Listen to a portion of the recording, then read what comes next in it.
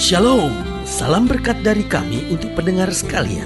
Saat ini pendengar akan diberkati dengan program Hari Ini Harinya Tuhan bagian yang ke-8.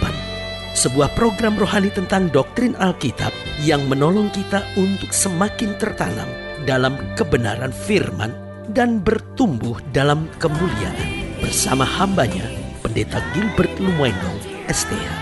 Banyak orang merasa doktrin Alkitab sebagai sesuatu yang membingungkan. Tetapi tahukah saudara bahwa doktrin Alkitab intinya adalah memahami Alkitab dengan benar, dengan pemahaman yang sistematis, sehingga kita terus dapat tertanam di dalam kebenaran firman, sehingga kita terus bertumbuh di dalam kemuliaan Allah.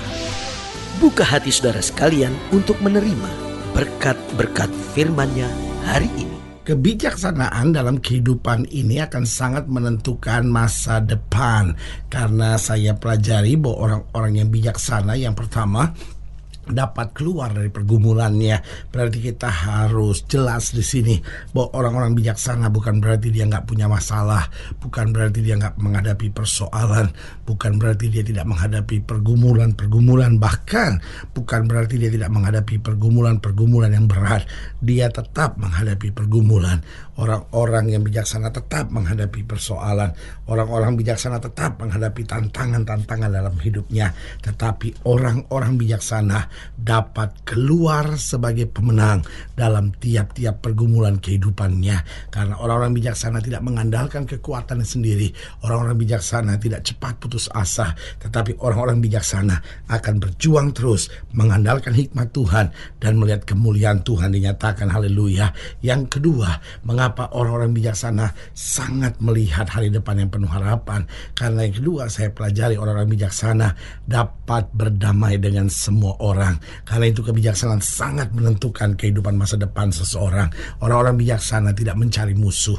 Orang-orang bijaksana dapat berdamai bahkan dengan semua musuhnya, karena dia tetap memberkati orang-orang yang memusuhi dia. Saudaraku yang kasih dalam Tuhan, kita tidak bisa pungkiri dalam hidup ini ada saja orang-orang yang tidak suka dengan kita, ada saja orang-orang yang memusuhi kita. Tetapi kalau hati kita bijaksana, kita tidak mau mencari musuh. Kita berdamai dengan semua orang. Kita berdamai dengan orang-orang yang berada di dekat kita. Kita berdamai dengan orang-orang yang jauh dengan kita. Bahkan kita berdamai dengan orang-orang yang merancangkan yang jahat buat kita. Karena kita percaya manusia boleh mereka-rekakan yang jahat, tetapi Allah tetap mereka-rekakannya untuk kebaikan. Haleluya. Dan yang ketiga saya pelajari, orang-orang bijaksana dapat selalu bersukacita dalam segala keadaan. Bukankah kita mengerti sukacita mendatangkan kekuatan, sukacita menghadirkan suasana sorga dalam hidup kita, sukacita membawa kita makin dekat dengan Tuhan, dan sukacita menghancurkan setiap pekerjaan iblis. Kenapa? Iblis paling gak suka kita sukacita, karena dalam sukacita kita merusak segala yang dikerjakan oleh iblis. Dalam sukacita kita mengakui apa saja yang Tuhan kerjakan itu yang terbaik buat saya. Haleluya. Dan yang keempat saya pelajari, kebijaksanaan menentukan masa depan seseorang. Kenapa? Karena orang yang bijaksana dapat memahami rencana Tuhan dalam segala situasi, sehingga dia tidak bersungut-sungut, dia tidak menyerah, dia tidak putus asa, tetapi dia mengerti ada rencana Tuhan di balik semuanya. Karena buat orang-orang bijaksana, firman Tuhan Roma 8 ayat 28 itu nyata bahwa Allah turut bekerja dalam segala perkara untuk mendatangkan kebaikan bagi setiap orang yang mengasihi Dia. Haleluya. Selamat datang dalam program kita Hari Ini Harinya Tuhan, sebuah program rohani yang kembali mengingatkan kepada kita betapa pentingnya kita menjadikan firman Tuhan sebagai dasar keseharian hidup kita. Karena selama kita menjadikan firman Tuhan sebagai dasar keseharian hidup kita, langkah-langkah ke depan kita penuh dengan kepastian, kemenangan, berkat, mujizat, dan perkara-perkara besar. Haleluya. Dan dalam program ini kita sedang membahas tentang bertindaklah bijaksana. Karena saudaraku yang kasih dalam Tuhan, seringkali masalah kita menjadi berat, seringkali persoalan kita menjadi rumit karena kita kurang bijaksana. Tetapi kalau kita bertindak dengan bijaksana, kita akan selalu melihat hal-hal yang baik dalam hidup kita. Haleluya.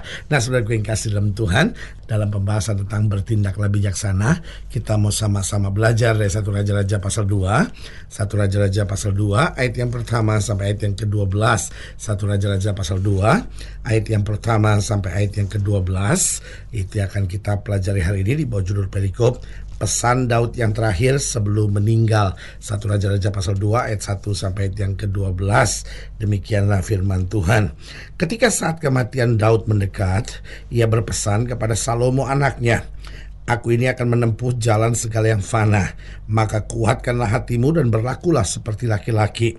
Lakukanlah kewajibanmu dengan setia terhadap Tuhan Allahmu, dengan hidup menurut jalan yang ditunjukkannya, dan dengan tetap mengikuti segala ketetapannya, perintah, peraturan, dan ketentuannya, seperti yang tertulis dalam hukum Musa, supaya engkau beruntung dalam segala yang kau lakukan dan dalam segala yang kau tuju, dan supaya Tuhan menepati janji yang diucapkannya tentang aku, yakni jika anak-anakmu laki-laki tetap hidup di hadapanku dengan setia, dengan segenap hati, dan dengan segenap jiwa, maka keturunanmu tak akan terputus dari tahta kerajaan Israel.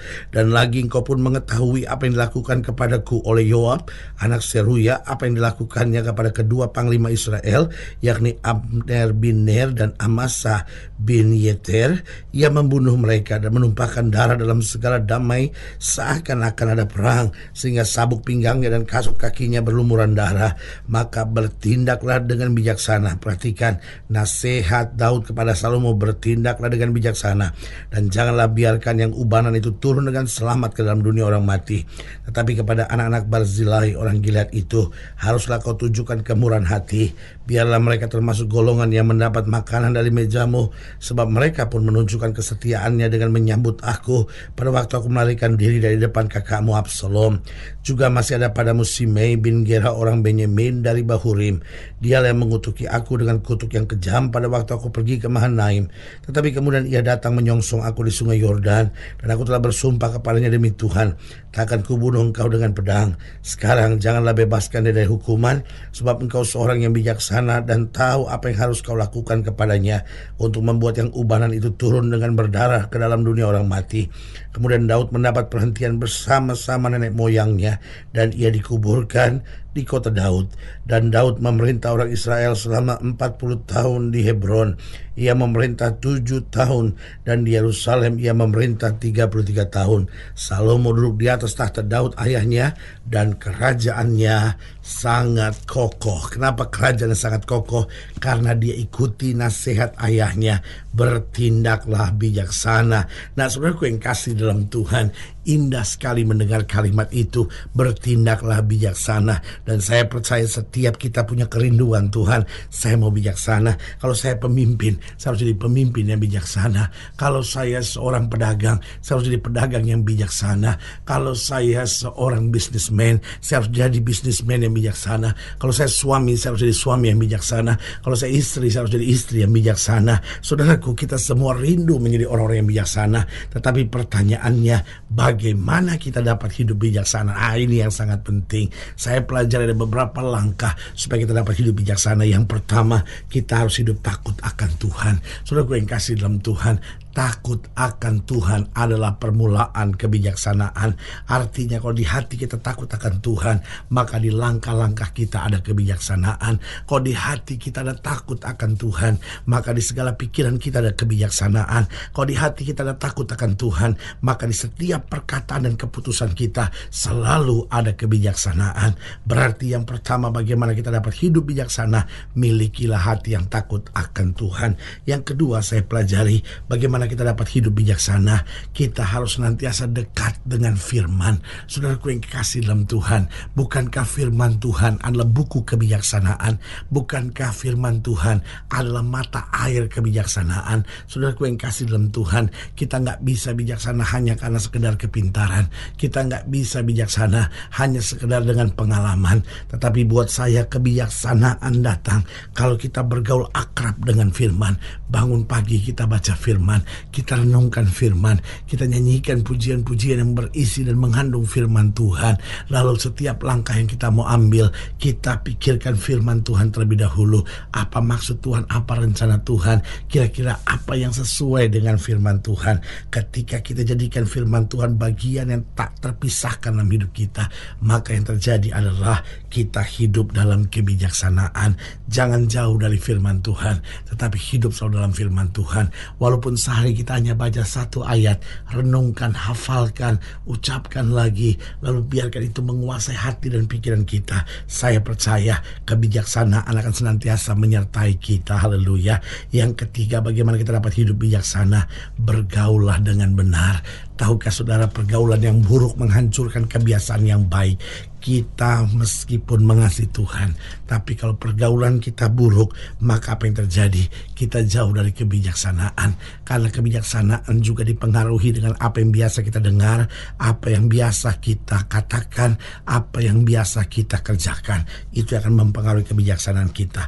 Karena itu bergaulah dengan benar, bergaulah dengan orang-orang yang membangkitkan iman kita, yang menguatkan keyakinan iman percaya kita, yang mengingatkan kita akan selalu firman Tuhan. Karena itu saudaraku yang kasih dalam Tuhan, kalau kita mau bijaksana, kita tidak bisa jauh dari ibadah, kita tidak bisa jauh dari pelayanan. Karena itu pergaulan-pergaulan yang baik yang akan menuntun kita pada kehendak Allah. Yang keempat, saya pelajari bagaimana kita dapat hidup bijaksana. Kita harus selalu menjaga hati, karena hati itulah pusat kebijaksanaan.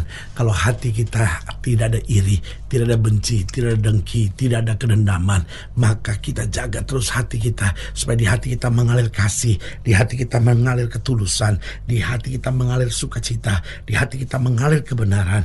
Maka akan keluar kebijaksanaan yang luar biasa dalam langkah-langkah kita. Saudara gue kasih dalam Tuhan, baiklah kita menjadi bijaksana, bukan karena kemampuan kita, tapi karena tuntunan Roh Kudus senantiasa. Haleluya.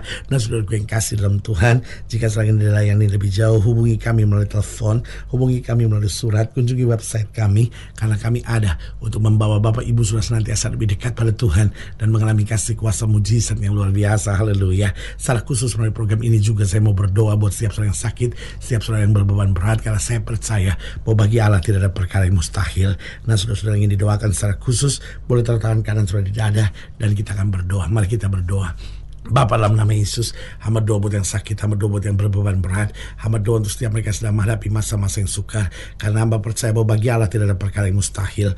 Bapa, hamba berdoa di dalam nama Yesus, Tuhan jamah, yang sakit Tuhan sembuhkan, yang lemah Tuhan kuatkan, yang susah Tuhan hiburkan, yang jatuh Tuhan angkat, sehingga hari-hari penuh kemenangan boleh berlaku. Bahkan hamba berdoa di dalam nama Yesus untuk mereka yang taruh tangan kanannya di dada, karena rindu menjadi orang yang hidup dalam kebijaksanaan. Tuhan tuntun dalam kuasa-Mu, sehingga dimanapun kami ada, kami boleh menjadi orang-orang bijaksana yang menyenangkan hati Tuhan dan menjadi berkat bagi sesama. Di dalam nama Yesus kami berdoa. Haleluya.